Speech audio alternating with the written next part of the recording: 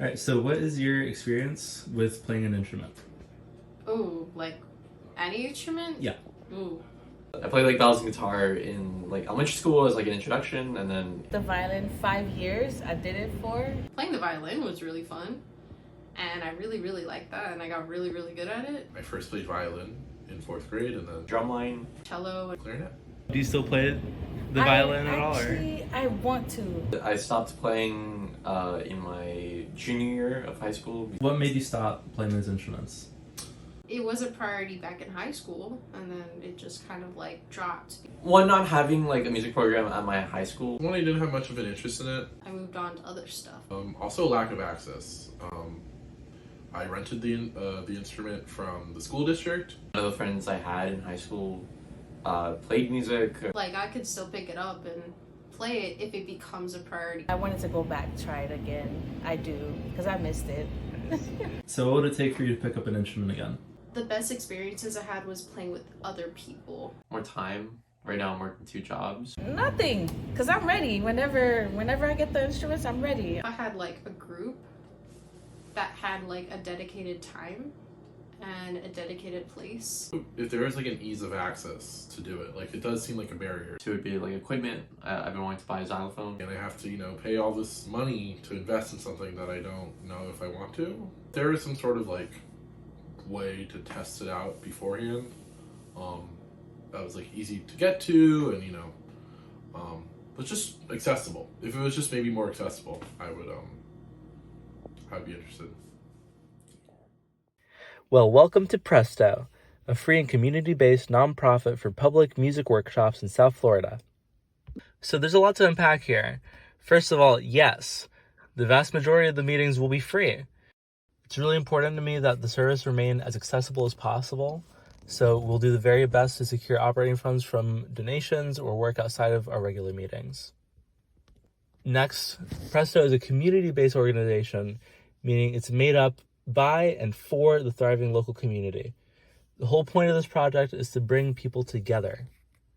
So our workshops will take place in very public spaces, like public parks, city centers, or shopping malls, to make sure that the general public still has an opportunity to experience the event, and maybe even take part in the fun spontaneously if they feel so inclined to do so.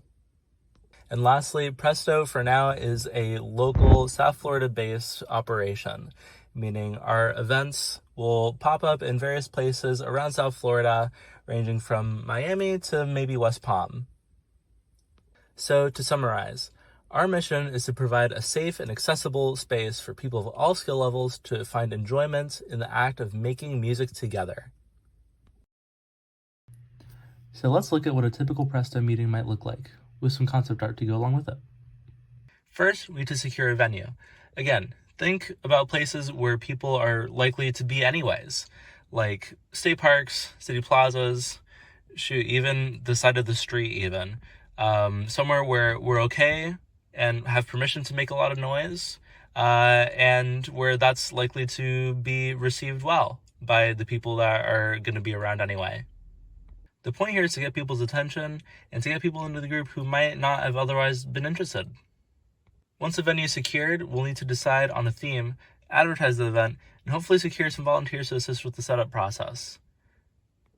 Volunteers may also bring extra instruments of their own to share, which is another big part of the equation. Again, think community-based. When the time comes, we'll set up our drum set and whatever instruments we have on a couple of tables for people to just pick up and play at will. Then, once people are settled in, we'll transition into the general instruction portion of the workshop, which will vary depending on the type of workshop. Some might start with us configuring into different stations for people to try different types of instruments, with each station having someone who knows a lot about that instrument to teach new people or to share skills with other people who are versed in those instruments. And some workshops will be closer to the format of a masterclass, with one person guiding the group through a more structured demonstration of a few specific concepts.